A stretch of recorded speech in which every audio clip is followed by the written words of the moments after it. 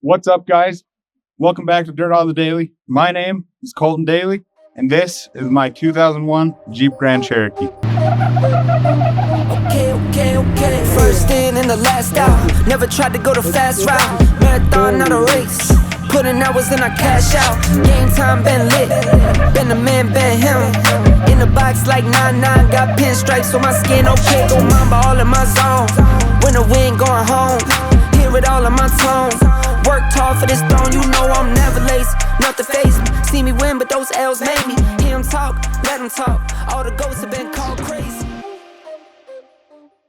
I've been getting a lot of questions about what I've done, how I've done it, and who did it with me. Nobody's asked that because nobody cares. But so I figured I'd jump on here and give you a quick overview of what's happening. To start off with, I have 40-inch Nitto trail grapplers, almost smooth, but out here, that's kind of what you want. That's what guys are going with.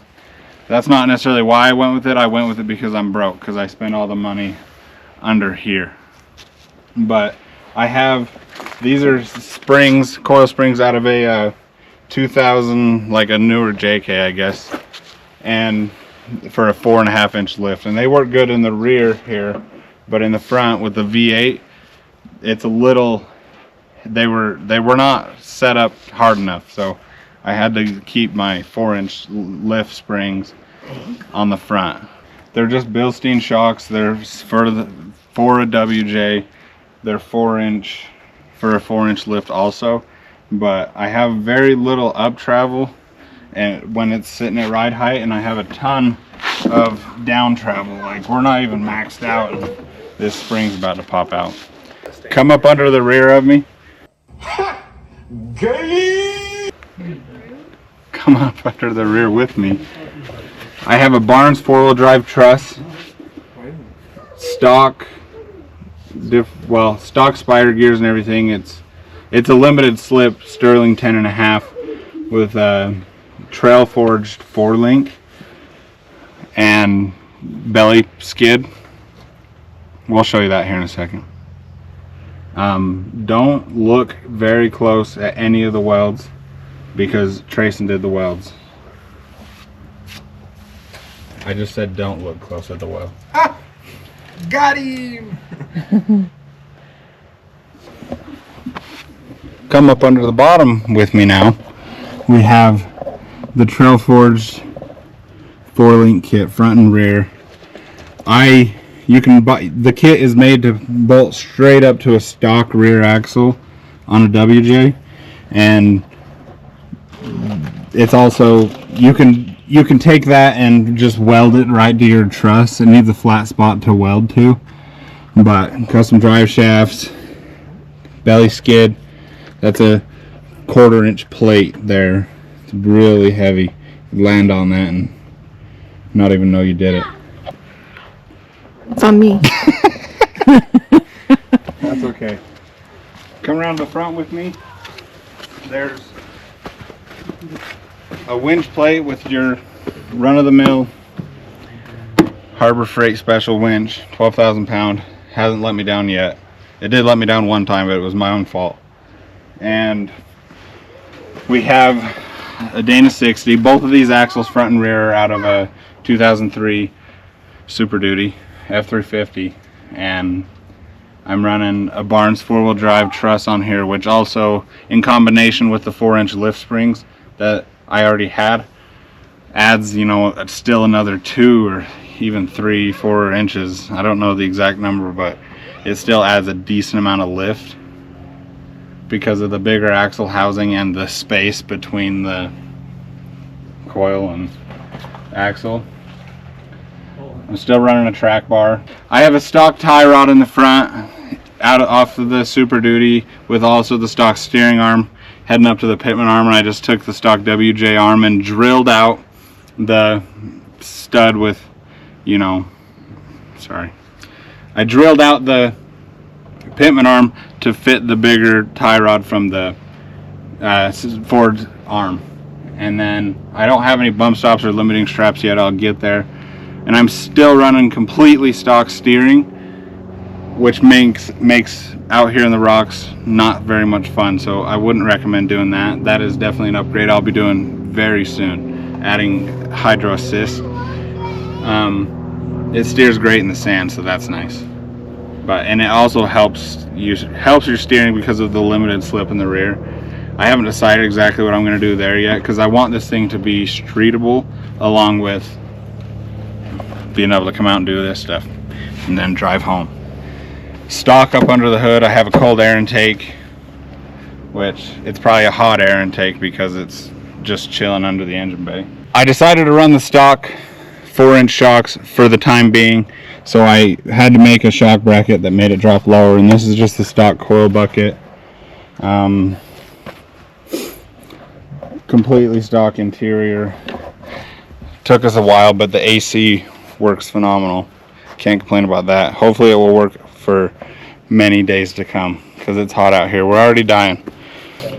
One cool thing is the brake lines for the Super Duty and to the Jeep are the same size, so all I had to do was take over here and cut the ends off of the lines and then re-flare them so that they would bolt.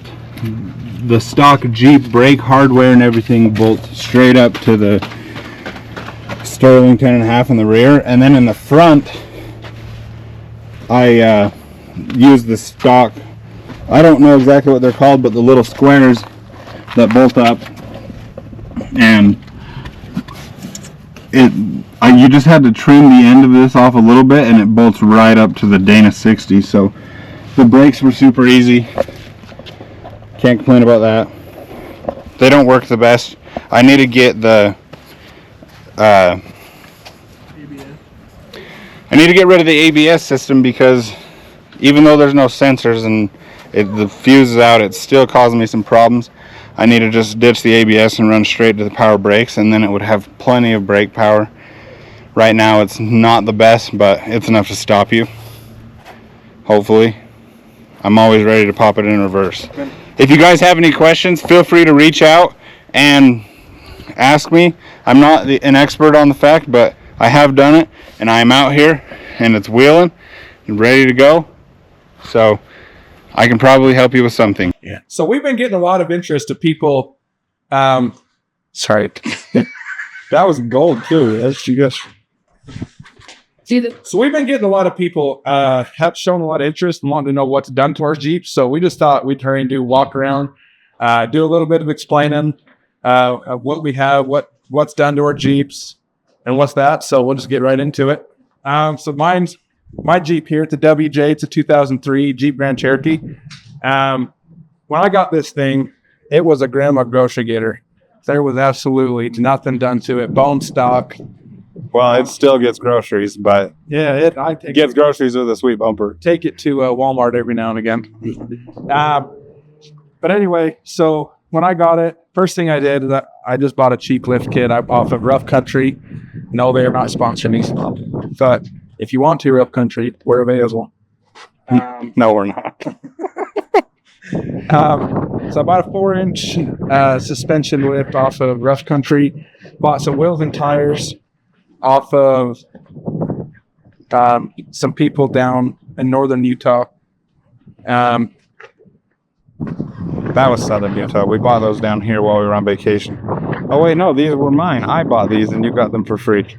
Unless I'm for a cane. I bought 35s in some different wheels. I like the wheels and I love the 35s. I just decided they were a little too big for what I've got going on for the meantime. Even with the old hammer, giving it a lift kit, it still didn't fit the 35s. So I got these. I think they're 33s right now. I put some 1.5-inch spacers on them, just to give them a little bit more width. When we bought the Jeep, though, the guy said it had an overheating problem, but all we did is we replaced the water pump. Even though it wasn't overheating, we replaced the water pump. It would get a little, but so we just replaced it anyway.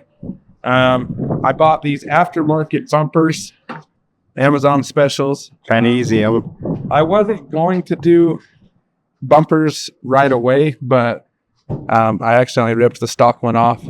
falling into a mud hole up in Idaho. Bought this Badlands 12,000 pound winch, Apex winch from Harbor Freight. It's all fancy. Wireless remote. Used 3 times. Just kidding. We've actually used it quite a bit. I know we have. Everybody talks crap on Harbor Freight, but Harbor Freight's the bomb. Once we got all the Jeeps, I think it was around Christmas time we got all these, wasn't it? Yeah, around Christmas time. Why don't you tell them the truth? Right as soon as we got them, I bought CV. Whoa. Step back. Why don't you just go ahead and tell them what? Okay.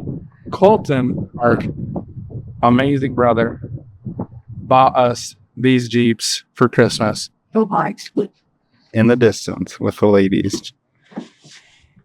Yeah, I got them for him for Christmas, and We had no idea. Me and my other brother Trace, and we had planned on getting Jeeps. Colton already had his at that point, but Colton bought us some fixer-uppers, and they actually turned out to be pretty sustainable machines. got a big bonus at work, and decided that I would blow every bit of it on a few pieces of junk.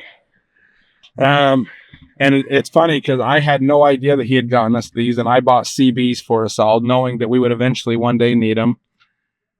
I need a new seat over there. They still need some love. Need a new seat, front and driver. Needs to be cleaned up a little bit. Be honest, are these yours? I only wear them Off camera? My centerpiece there is all. It came like that. I got a new one out from the junkyard. I just got to get it replaced. I'm not looking forward to tearing that thing. Chrysler products. Chrysler products is the problem. But yeah, other than that, she runs good. Just had to replace the power steering pump. Other than that, I haven't done the same thing to it. She runs like it's like butter. Butter with AC. Butter with AC. Butter with AC. Yeah, it is one thing I've been blessed with. This thing has phenomenal AC. Besides, it's stuck on defrost. It blows super cold, but it's stuck on defrost. So if you guys have any ideas on how to help me fix that, let me know in the comments. Well, so the battery just...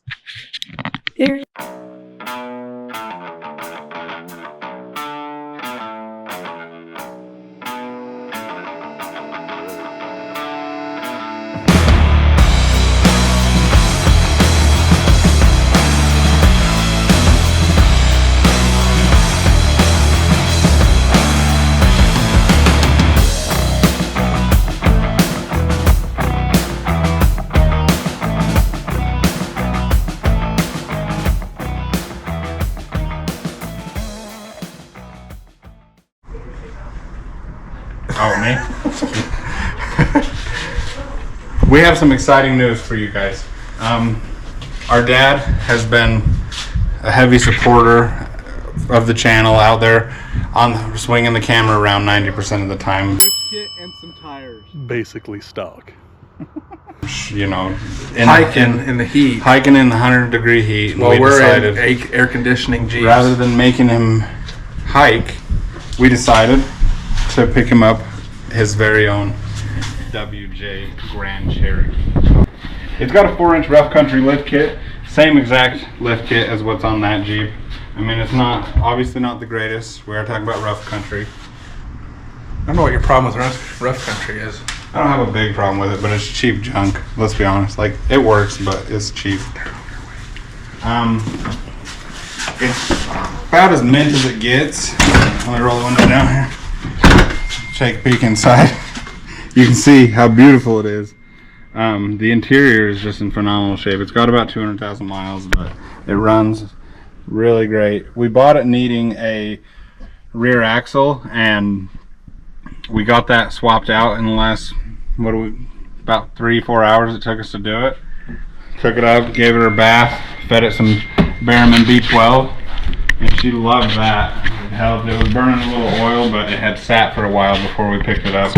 We wanted to get him something that wasn't too fancy, but fancy enough that he can keep up a little bit and swing the camera, and maybe even go out have some fun off camera and everything. So Make it that way he can kind of make it what he wants to, not what we like. Everything we're into. exactly. So, all right, guys, thank you so much for watching. Stay tuned for next week. We're gonna go do a little wheeling and maybe some testing on the old blue WJ. See how good she does. Like and subscribe. Thanks, guys.